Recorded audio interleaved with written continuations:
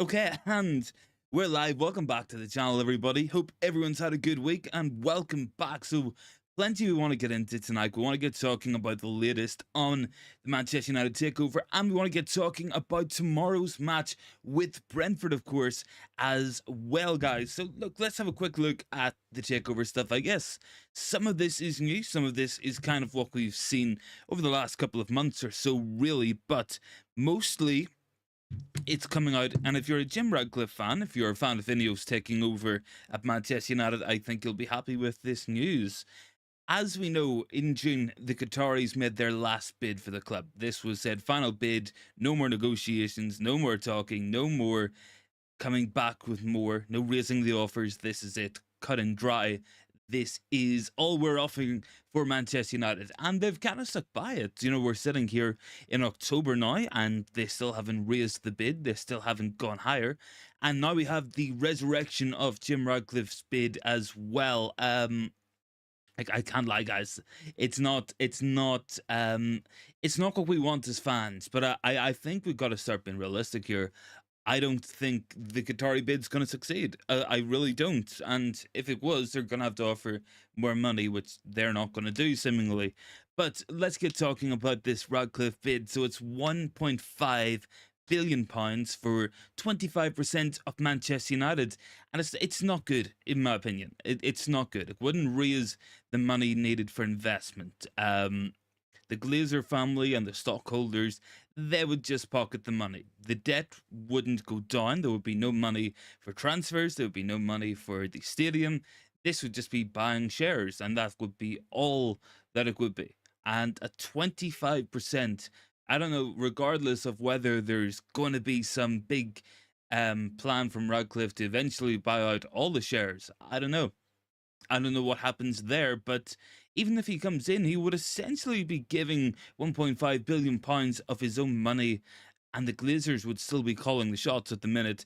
Who else have we got down in the comments? Rajat in there, good to see you, man. Stephanie saying Glazers 2.0 if Radcliffe wins as well, guys. Thanks so much for all the likes and stuff on the video already. I can see loads of people joining in. Let me know your thoughts, guys, and get voting on the poll down below. But it's not looking good for what Manchester United fans want. I think that's the fairest statement we can make. And look, you can be pro Radcliffe, you can be pro Qatar. I think everybody wants the Glazer family out, and everybody wants them gone. Now, do we have to be pragmatic with this? Do we have to say, okay, if the Qataris are not going to come back in with another bid, then this Radcliffe new offer is the lesser of two evils? Eventually it gets rid of the Glazer family. I don't know. Jarl is down there as well, saying the only good thing with Jim Ratcliffe is we would get a new CEO and a new director of football. Important, since Ratcliffe will be sort of in charge. The Glazers will sit back and get rich. Absolutely. And Stephanie, RIP Kathy Ferguson, of course, prayers to Sir Alex Ferguson and the family. Yes, very, very sad news today, of course, as well. The wife of Sir Alex Ferguson has unfortunately passed away. Of course, there was a really good Amazon documentary made about Sir Alex Ferguson, and he said he couldn't have been so successful without his wife. She was the rock behind his success. So, of course, condolences to him and the Ferguson family, and of course to the rest of the Manchester United family as a whole as well. Very, very, very sad news as well today to come out with, but I'm not too sure what's happened on that, but obviously condolences to the family, and we pay off all of our respects, of course, as well. But yeah, look, let me just have another double check what we said. We were talking takeover. So coming in from the Times. Now, this is interesting enough because the Times is a news organization who do have heavy links to Jim Ratcliffe, but they are quite good when it comes to the financial sort of stuff as well. They've been saying as well, sources close to the Qatari group say that the news of Radcliffe's restructured bid amounts to another pressure tactic designed to make them increase their own bid. I think we're kind of still in the same position where we have been since June, where we have been waiting on this sort of development and the sort of progression in this takeover saga for months upon months. And of course, this takeover has been going on, guys, for 12 months at this point, there has not been much of an actual resolution put in place.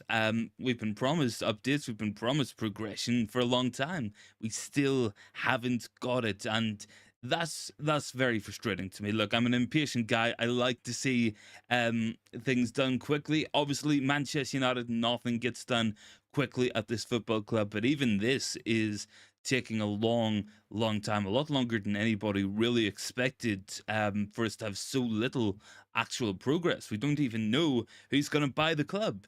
Um, but I think I'm going to try be realistic with this as well, guys. I'm looking at it as well. We've got the poll up there. What is most likely to happen? I think the most likely thing is the Glazers are eventually going to accept one of Jim Ratcliffe's bids, and this minority bid might be what they want at this moment in time. And maybe this is how the wheels start to turn. I don't know.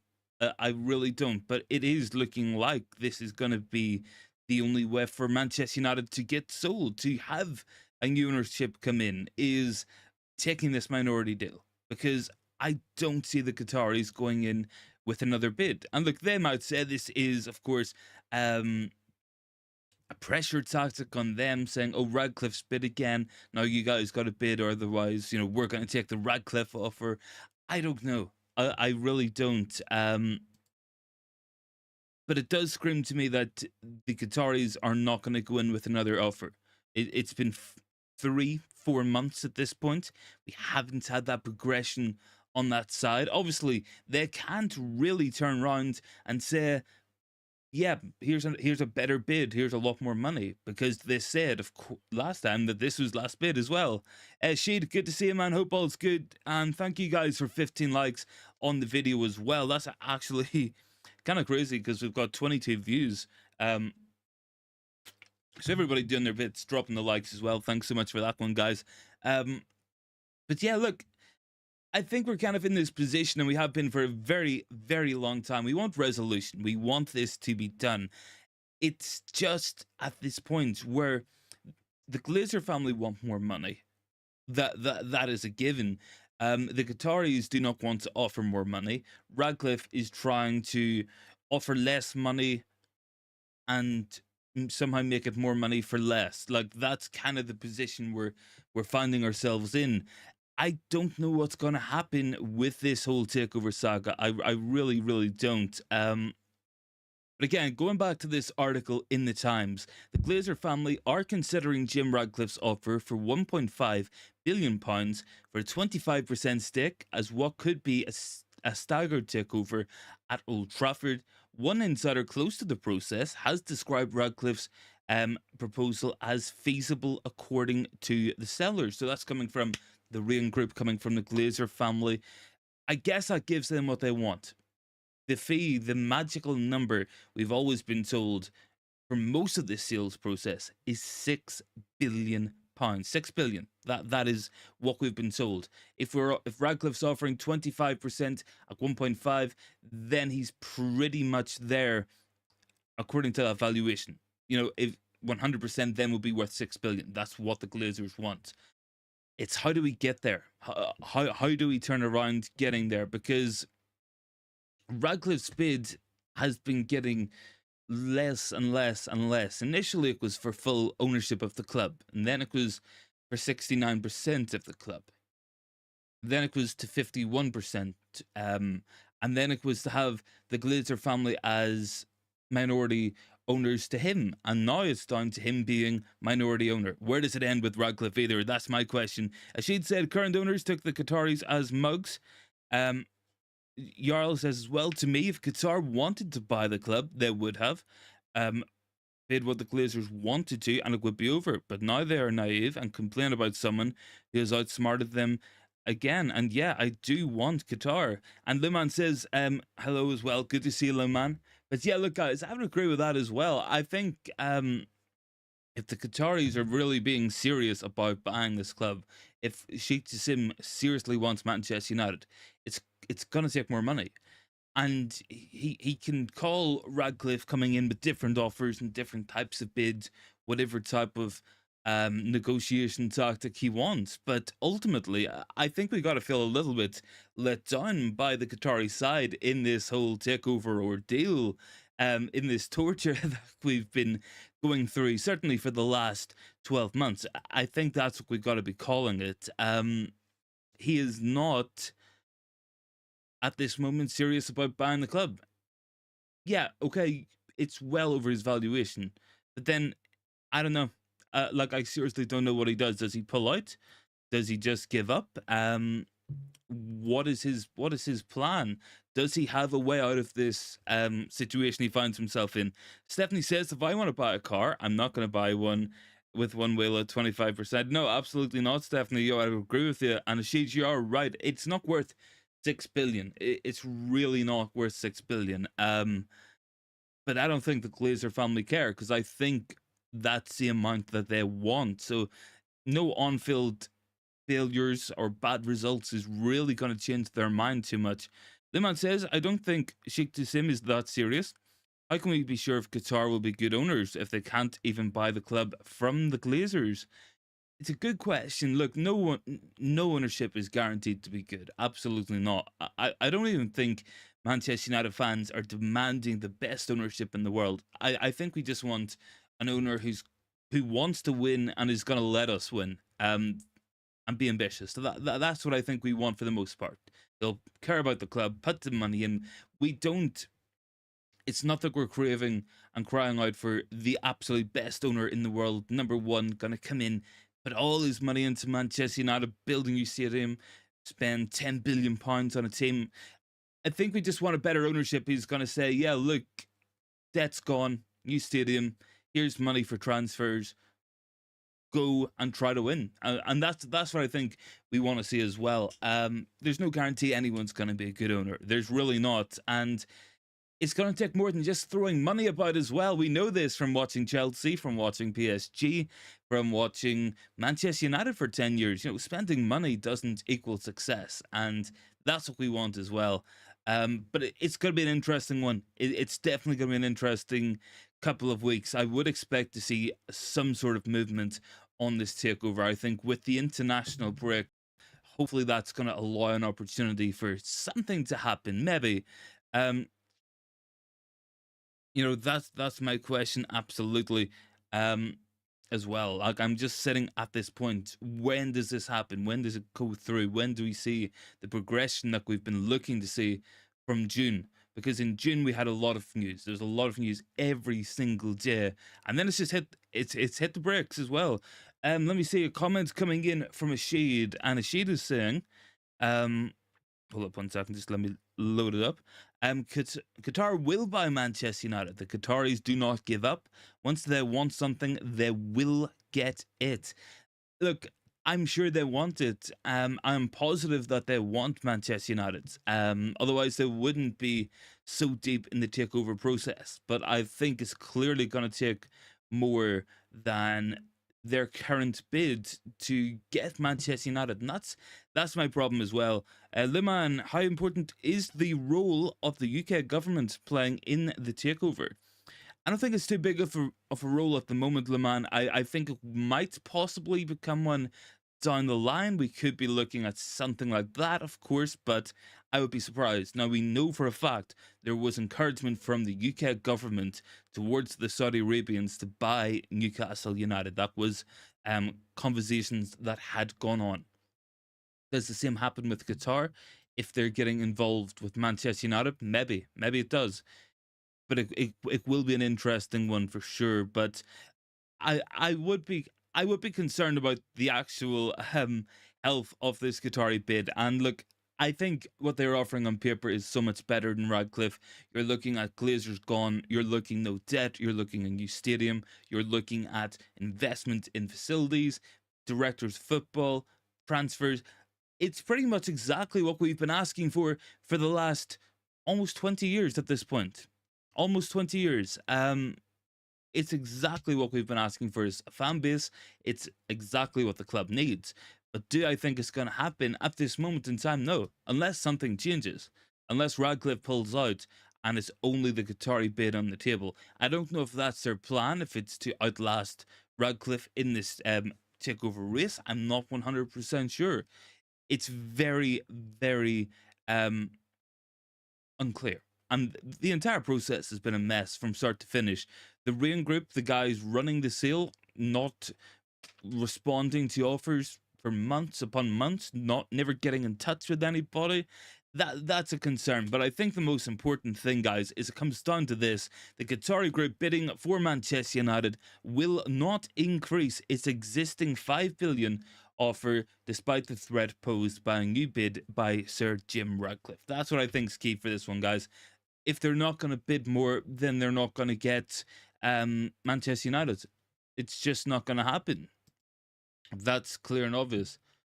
Unless they bid more, it's not going to happen. And that's the position we find ourselves in. Look, I'm looking at the poll, guys.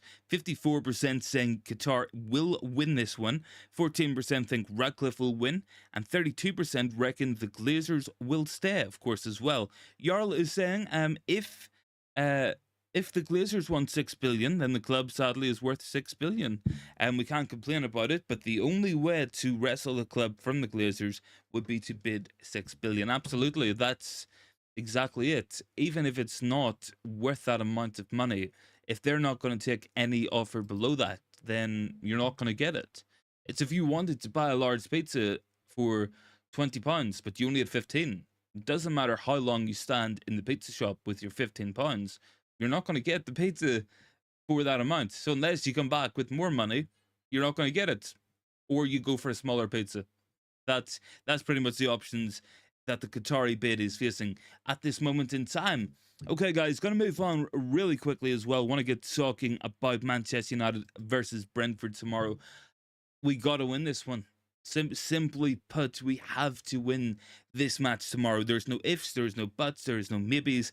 This has to be a win for Manchester United. No excuses, no bad performances, no going out, conceding goals minutes after you've scored them. I'm all week from Tuesday, probably, even before, even from Bayern Munich. The mentality of these players has been so poor. Every time we score a goal, it's genuinely so frustrating.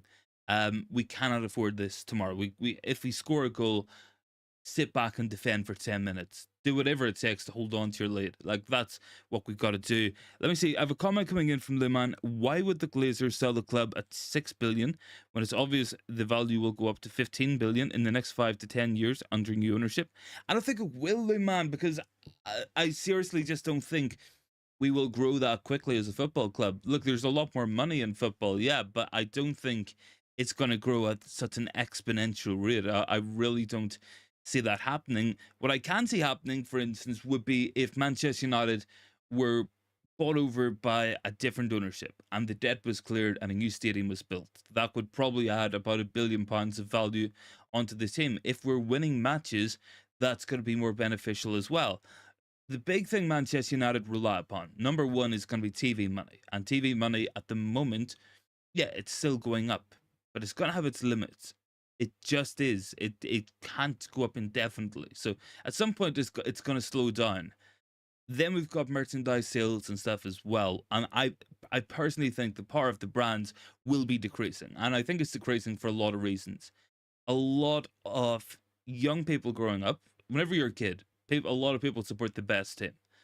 And yeah, look, it is glory hunting, but you're a kid. You don't really know any better. I guarantee right now, as compared to 20 years ago, whenever I was growing up, that there are at least 100 times more Man City fans in that same sort of age group. So that's another thing as well. Long-term value is falling for sure. Henry is saying, I think the problem at United is mostly the Glazers, but people don't factor in how the modern world doesn't produce enough strong-minded people and players to deal with the pressures of playing for Manchester United. It's why all the players that come to the club fail but succeed elsewhere. The pressure is too much for them.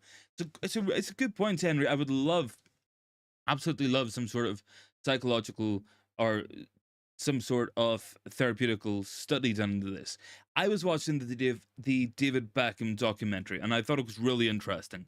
And something we've seen throughout was the likes of Roy Keane, Gary Neville, speaking constantly about how the players will fight for each other. And if one of them got picked on, then the others would jump in and have his back for him. I don't know if we got that in football now.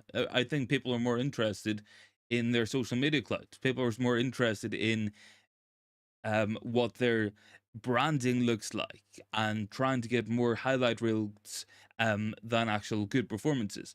I don't know if that's part of the issue or not. Like, I really don't, but I think definitely there's a mental weakness in this squad, and we've seen it time and time and time again. Jarl is saying the real value is 3.2 billion. I don't think the club will get higher than 5 billion in the next 5 years. Stephanie says tomorrow we need consistency, concentration, and confidence rather than complacency, cowardice, and complaining from these overpaid, overhyped players. Definitely, that was an absolute tongue twister, for sure. But yeah, look, guys, moving on to tomorrow's match. First and foremost, let's have a quick look at what Erik ten Hag has been speaking about in the press conference. So we do have some players injured, of course. We will go through this really quickly. Lisandro Martinez, of course, will still be out. Kobbie Mainoo will be out. Luke Shaw will be out. Sergio Reguilon will also be out. Aaron Wan-Bissaka will be out. Tyrell Malacia will be out. Amad Diallo will be out as well. There is likely a return tomorrow for Antony. That could be what we see in tomorrow's match, but it's a lot of injuries, guys. Jarl is saying 5-1 we will smash Brentford. I would love it, but I just don't know if I can see it. Daniel saying question, would Sir Jim get a say in director of football if he gets 25% of the club? It's a good point there, Daniel, because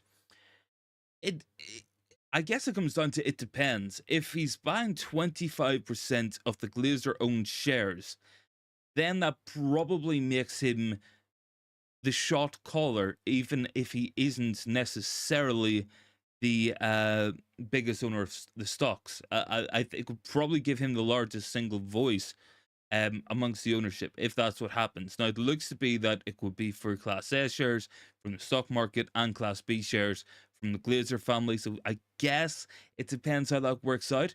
I'm not 100% sure, and I guess it would come down to it depends. I think one thing for sure is we need it. We need a Paul Mitchell type coming in, who has left AS Monaco. I think he would be absolutely perfect and a massive upgrade on John Murda, who clearly does not know what he's doing in his job either.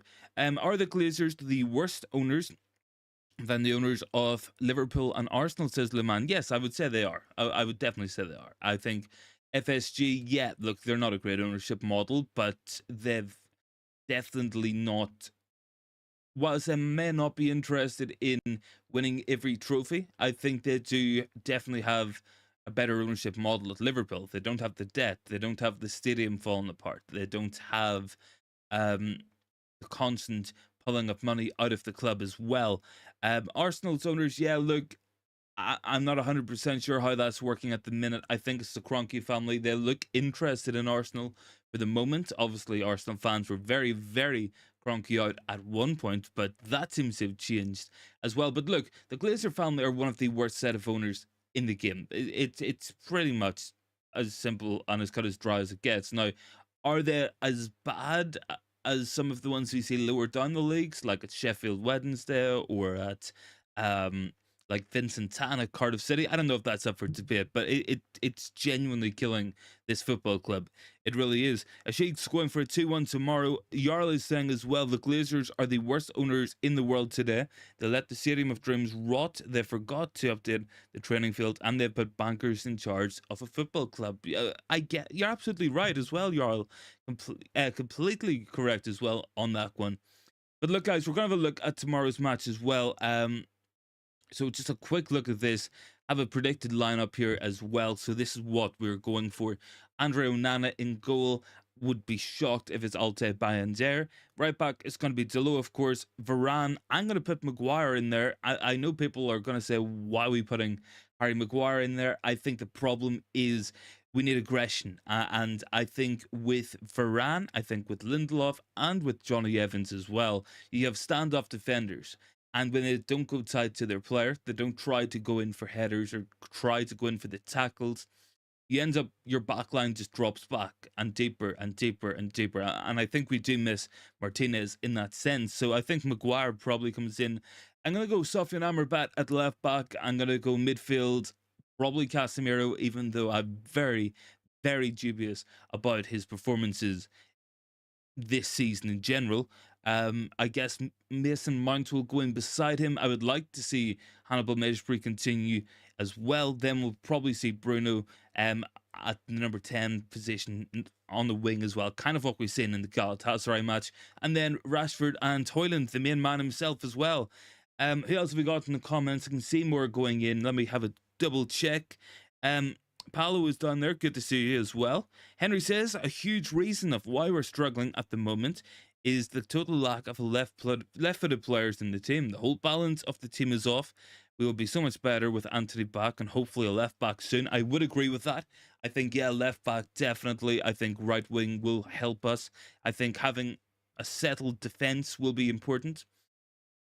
I think really for me, I want to see a massive performance uptick in some of our key players, a lot of the key players. And look, whether we are massive fans or not of Rashford and Bruno and Casemiro, for instance, they've all got to really, really increase their levels of performance. Make no mistake about it. Casemiro especially, I think Casemiro is very important to this team, and when he plays badly, it really hurts us.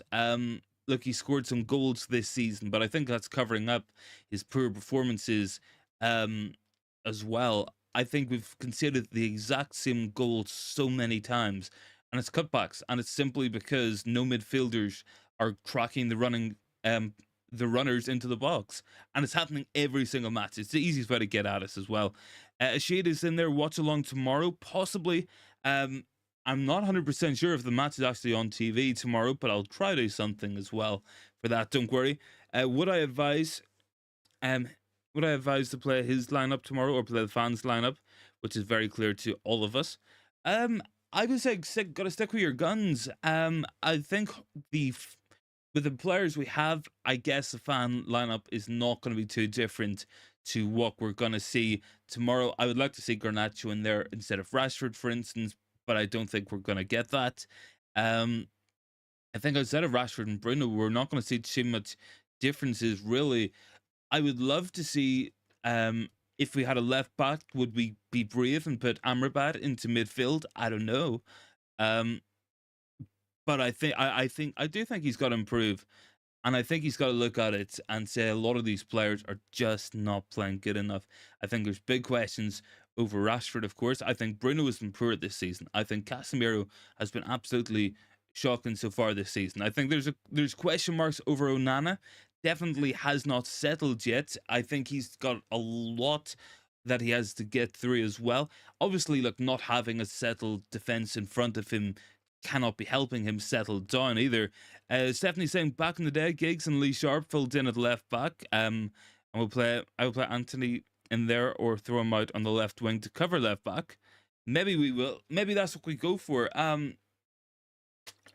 I feel like if Fred was in the team, he would probably be playing left back right now. But there's not too many options really in that defense, and I think we really need this international break for several reasons: for the form, the results, and the injuries as well. If we can come back after the international break, maybe have Luke Shaw back, or have Reguilon back, Kobbie Mainoo back, Amad Diallo come back, players like that, maybe that can make something of a difference to us. But I do think we need this international break. Who else we got in the comments? Stefan will be Ten Hag stubborn. He will surely start Rashford and Bruno. He probably will. Lucky's down there. Sheikh Jassim will win.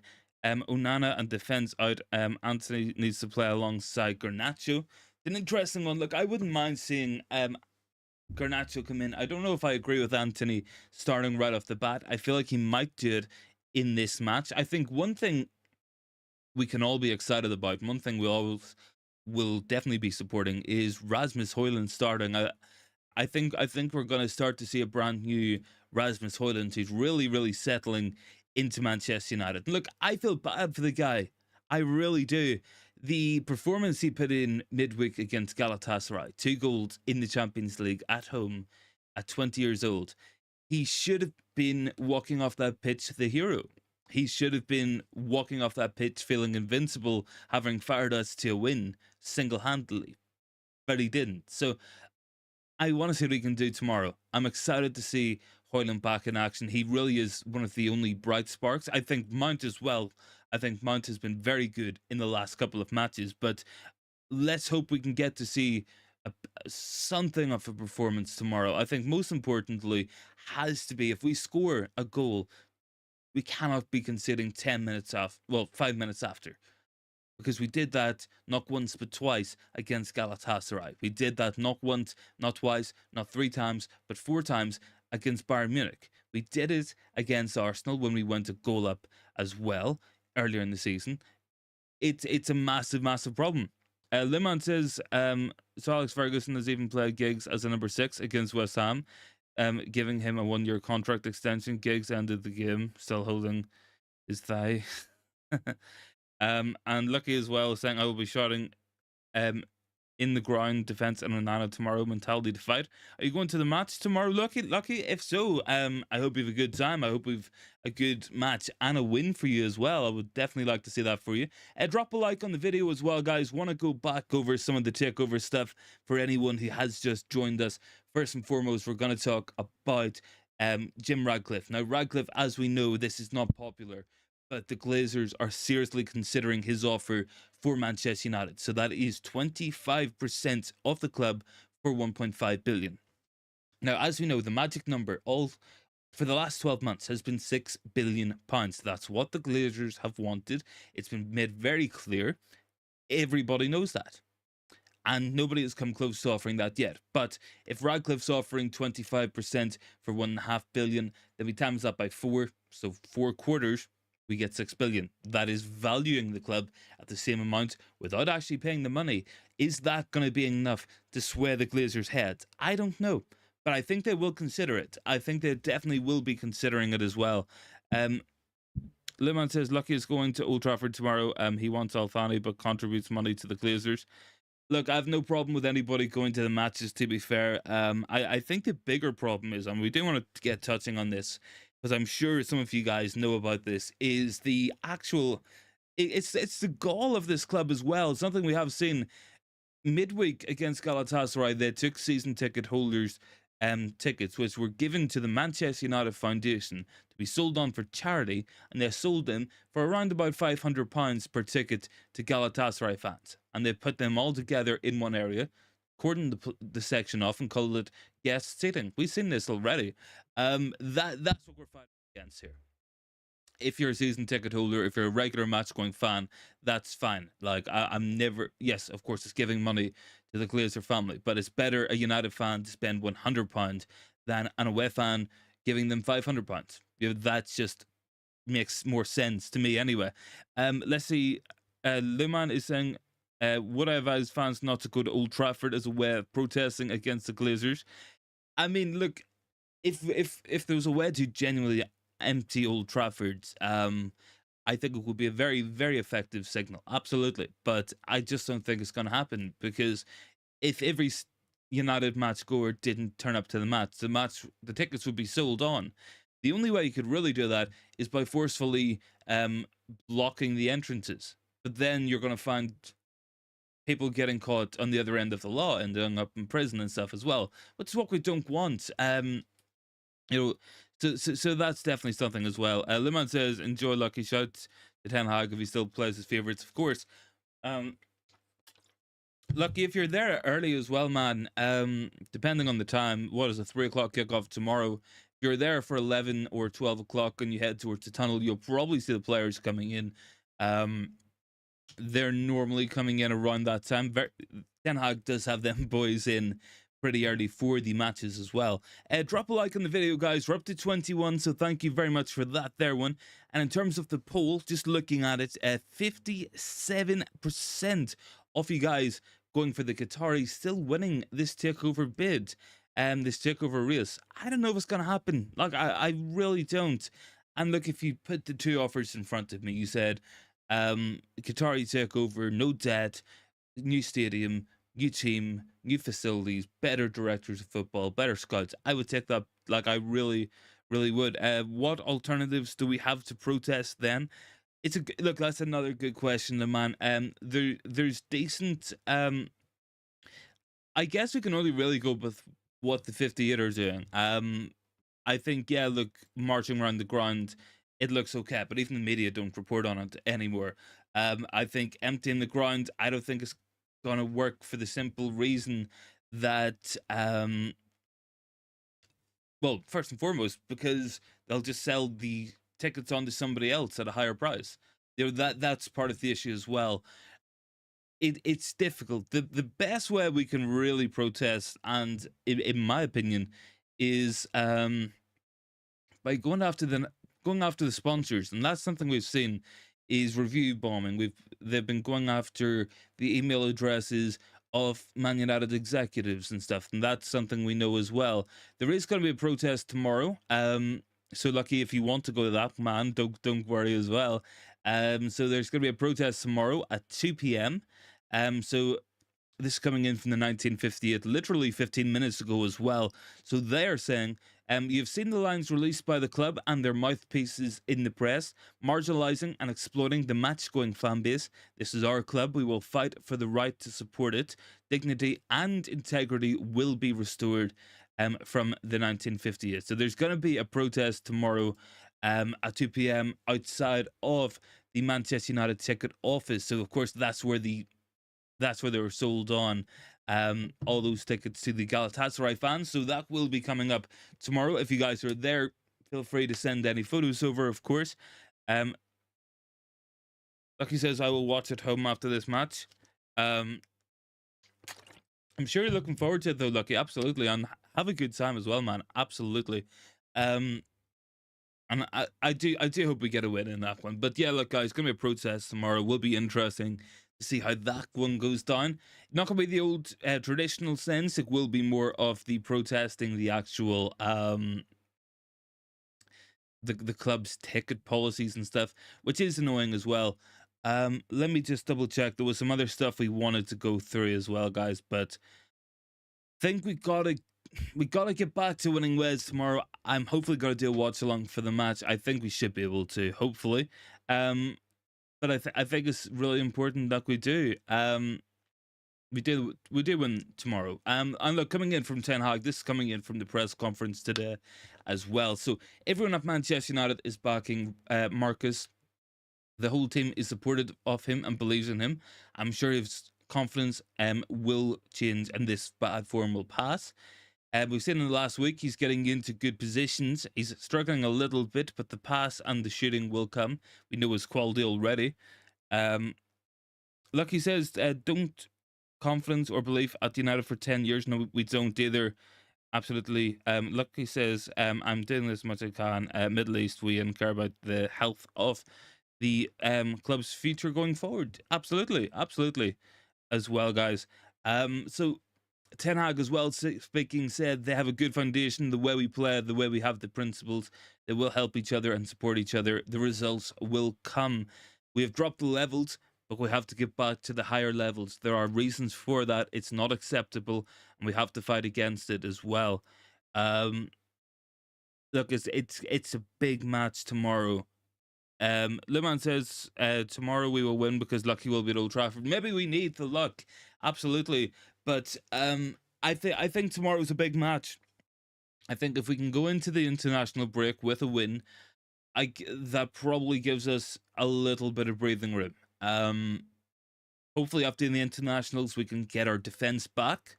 Look, Martinez will be out, but if we can have Luke Shaw back, we can at least have a left back. We can then put Amrabat into midfield, and that just opens up a lot of possibilities for this team. And I think that's what we're going to have to do. I think certain players need to step up their level of performances. They really do. I think we're looking at Casemiro. I think we're looking at Bruno. We're looking at Onana. Looking at Rashford. There's 4 players I think need to up those levels as well. We're up to 23 likes, guys. Can we get to 25? Would be really appreciated as well. But I think when you were very reliant on a group of 4 or 5 players, as Manchester United are, in Casemiro and Bruno and Rashford, if they're not performing at the same time, you've got problems. Absolutely, we've got problems. Stephanie says 3-2 United, another squeaky bum time performance, but don't care, just win. Absolutely.